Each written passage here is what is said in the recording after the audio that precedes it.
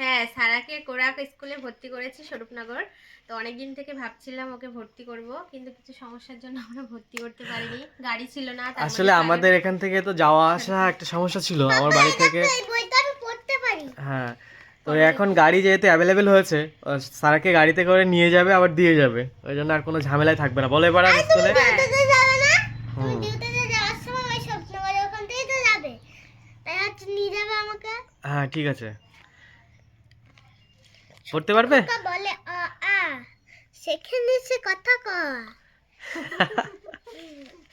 নতুন নতুন আমাদের পড়তে খুব ভালো লাগবে, কদিন পরে বলবে আর বই পড়বোই না।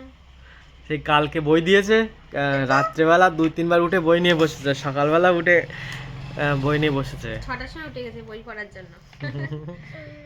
নতুন বই দিলে খুবই ভালো লাগে।